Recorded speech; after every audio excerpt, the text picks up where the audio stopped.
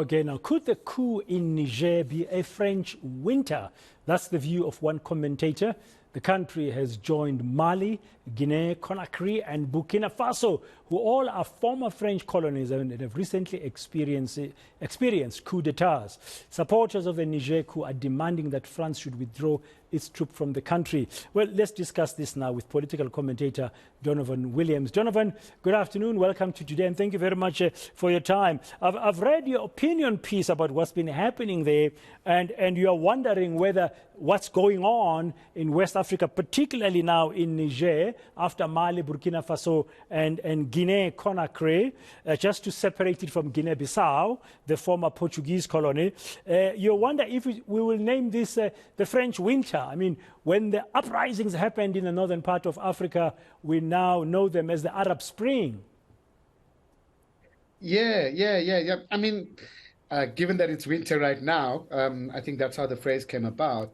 But particularly, the anti-French sentiment on our continent is growing. It is growing tremendously. France has had a very unique relationship with their former colonies on our continent. They seem to be not completely independent economically, that's for certain. We have become used to France sending troops to what they would say secure French interests in sovereign countries when there's any instability. We've become used to Africans being able to living in France, part of French society, etc., because of a unique relationship. But it hasn't been a relationship that has been positive for Africans. I mean, that is quite clear.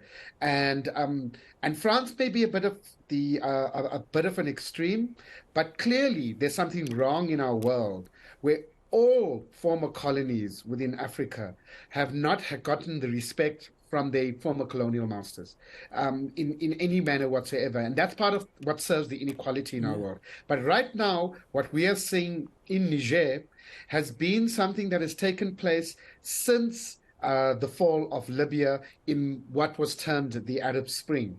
And since that fall of Libya, it opened up Mali. Mali went through about 2 to 3 what could be termed coups, but it was through weapons, it was through the instability that came from Tuaregs who were in Libya, who came into northern Mali and joined the Tuareg rebels.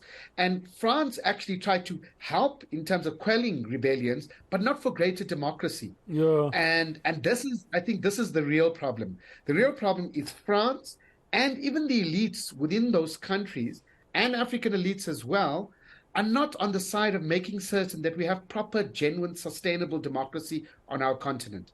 The economic side of it, I mean, it looks like France has this hold on its former colonies, especially in West Africa, financially as well. There was that currency, the CFA, that they introduced some years ago, and the people in those regions have been complaining a lot about it. But also the presence of the French military has not done much. I saw a comment the other day from Ibrahim Traore saying that France can withdraw or withhold rather its aid. It won't do much to Burkina Faso because all these years of 60 odd of independence, French aid has not helped them anyway. And that is basically that is true. There's that simply put, the troops in France, the French troops in the various African countries are not there for the assistance and not there for those countries. It is to secure French interests as well as the French people in those countries. Yeah. And I like that you raise the matter of economics, because it is a massive matter that these countries, in a sense, become independent only in name, but are close to being vassal states of France. Yeah, and you've seen the complaints and the comments around that coming out, especially from the youth, the young people of those areas. But there's a danger, or is there a danger, that the French could be replaced by Russia? I see Wagner Group is in Mali now, and you raised this as a point to consider in your opinion piece, Donovan. Yeah, France, part of the independence agreement was that France would would still be in charge of the economies, etc., so that they can help grow the economy, which they didn't really do. And at the same time, with the Arab Spring, and as I had referred to Mali, you had what were groupings that were termed terrorists because they were thought to be jihadist groupings. They were thought to be groupings related to Islamic State or ISIS, whichever you want to call it. And on the basis of that, France launched, and this is back by about 10 years ago, 2011, Operation Barkhane. And that operation was supposed to remove all the jihadist groupings and so forth. Last year already, France began to withdraw from Operation Barkhane because it was a failure. Now today, and this is what we must be careful about. So the jihadist groups, Al-Qaeda groups were regarded as the problem, and this is why you needed to come in. Today, we must be careful that the Wagner group is not being used in the same way that the jihadist groups were being used to say, oh, there's a problem. Wagner is going to come in, so we must also be in there. We must send our troops there as the West, the USA and France, because it's not France working by itself. In Niger, as you would know, there's not only French troops there, there's also American troops and a drone camp. Within that, Wagner has shown that their modus operandi is that they first provide training for troops and security for military officials who would be in this case the coup leaders. Now, if that security for military officials is essentially another army to help, it's a mercenary army, and so we must be careful that other superpowers are not getting involved in to make certain that they pick up a resource-rich area.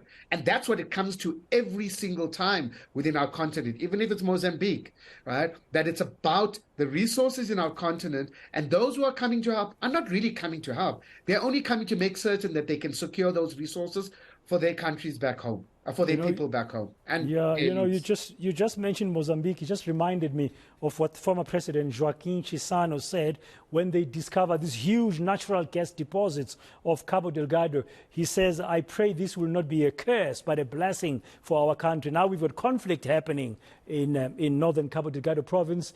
We've got SADC mission is there, including South African troops, plus Rwandan troops. Very briefly, Donovan, I mean, this might stabilize or destabilize further the Sahel region. What's your view? Look, it's difficult to call. I'm glad that ECOWAS has decided that saber rattling and threatening and so forth doesn't help. I think that the Sahel region and France's role will have to change. It has to. If it doesn't change, those populations are open to any grouping that is anti-French. And I think that's what they need to understand. But particularly for us as Africans, our leadership in Africa, we need to make certain that we have genuine democracy on this continent. Because you can have any grouping coming forward to promise heaven to the people, because you don't have proper democracy, you don't have governments that the jobs are to deliver to the people, as opposed to own internal competition and political or sometimes even military matters. And I think that is the root cause. So those you can call it NEPAD matters that were raised initially about peace, security, and democracy and good governance, those are the root matters. And for the Sahel region, very, very clearly, and this is what makes it difficult for ECOWAS, because they can't look around themselves and say all of them are democratically elected properly with genuine democracy, or that they have the actual support of their people within their countries, that the people will stand up for them. And that's where ECOWAS needs to go. It needs to make certain in the Sahel region that you have proper democracy, you have leaders that you know that people believe in. And I think that's the ultimate solution. Otherwise, you're gonna have, as I said, Mali has gone through at least 3 coups.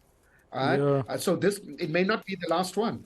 And in fact, as you point out in your article, the Arab Spring in North Africa has not really led to genuine a fully fledged democracy as well. It's going to have to watch what's going to be happening there in Niger, Mali, Burkina Faso, and Guinea-Conakry, and elsewhere, of course, on our continent. That matter of leadership is very critical. Thank you very much. Political commentator Donovan Williams just sharing some of his views about what's happening in West Africa.